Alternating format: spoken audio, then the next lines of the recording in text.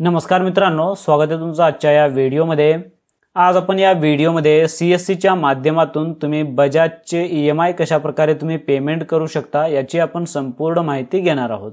होय, अगदी बरोबर आहे। जसं तुम्ही टीव्हीएस चे आणि महिंद्रा होम फायनान्स चे तुम्ही जसं पेमेंट करू शकता सीएससी च्या माध्यमातून, सेम त्याच पद्धतीने तुम्ही बजाजचे देखील या ठिकाणी पेमेंट करू शकता। ते कशा प्रकारे करू शकता हे आपण या व्हिडिओमध्ये जाणून घेणार आहोत। तर व्हिडिओ नक्की शेवटपर्यंत बघा आणि काही डाऊट असल्यास मला कमेंट सेक्शन मध्ये कमेंट करून विचारू शकता। जर तुम्ही चॅनलवरती नवीन आला असाल तर चॅनलला सबस्क्राइब करा, अशाच नवनवीन अपडेट्स तुम्हाला मिळत राहतील। तर चला मग मित्रांनो, व्हिडिओ सुरू करूया। सर्वप्रथम तुम्हाला या ठिकाणी तुमचा सीएससी चा अकाउंट या ठिकाणी लॉग इन करायचा आहे। तुम्हाला या ठिकाणी डॅशबोर्ड ओपन होईल, जे की यामध्ये तुम्हाला अनेक सर्व्हिसेस दाखवले जातील। तर यामध्ये तुम्हाला काय करायचं आहे, तर फक्त या ठिकाणी तुम्हाला पे बिल्सचा ऑप्शन दिला आहे, तर यावरती तुम्हाला क्लिक करायचं आहे। पे बिल्स वरती क्लिक केल्यानंतर तुमच्या समोर या ठिकाणी विविध असे या ठिकाणी तुमच्या समोर पेमेंट करण्यासाठी ऑप्शन दिले आहेत, जसे की वॉटर, पोस्टपेड, जे की cable TV, gas, mobile postpaid, credit card, light bill, loan repayment, असे अनेक फीचर्स आहेत जे की तुम्ही याचा वापर करून जे आहे चांगलं काही कमिशन तुम्ही या ठिकाणी मिळवू शकता। तर त्यासाठी तुम्हाला काय करायचं आहे, जसं आपण या ठिकाणी बजाजचे ईएमआय पेमेंट करायचे आहेत आपल्याला, तर या ठिकाणी लोन रिपेमेंट हा ऑप्शन तुम्हाला सिलेक्ट करायचा आहे, म्हणजे याच्यावरती तुम्हाला क्लिक करायचं आहे। हे एवढं केल्यानंतर तुमच्या समोर या ठिकाणी प्रोव्हायडर दाखवला आहे, जे की प्रोव्हायडर मध्ये तुम्हाला बजाज टाकायचं आहे। आता तुमचा बजाजचा कोणता फायनान्स असेल ते या ठिकाणी तुम्हाला सिलेक्ट करायचं आहे। त्यानंतर या ठिकाणी तुमचा लोन नंबर या ठिकाणी तुम्हाला द्यायचा आहे।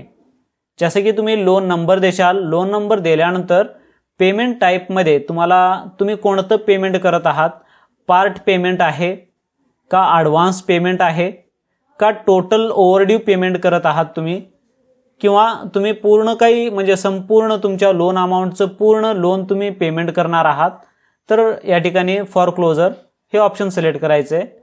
तुम्ही जे काही पेमेंट करणार आहात त्या पेमेंटचं टाइप तुम्हाला या ठिकाणी सिलेक्ट करायचं आहे आणि या ठिकाणी प्रोसीड करायचं आहे।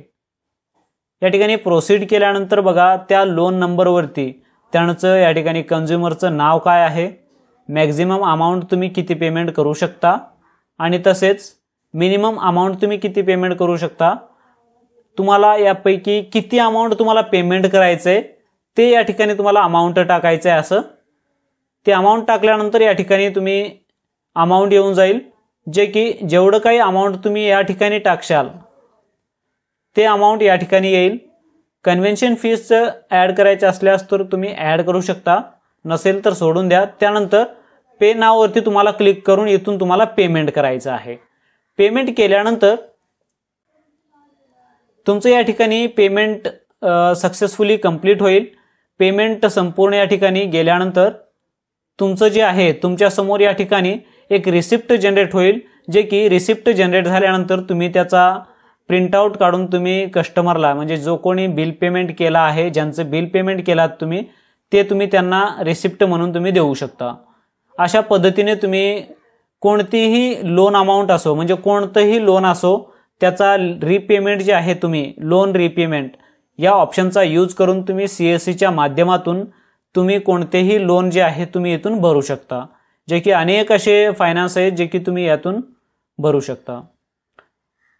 आशा करतो मित्रांनो तुम्हाला हे समजलं असेल, तुम्ही कशा प्रकारे तुमचा लोन अमाउंट म्हणजे कोणतंही फायनान्स जे आहे तुम्ही यातून पेमेंट करू शकता।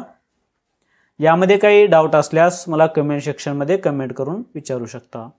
धन्यवाद मित्रांनो।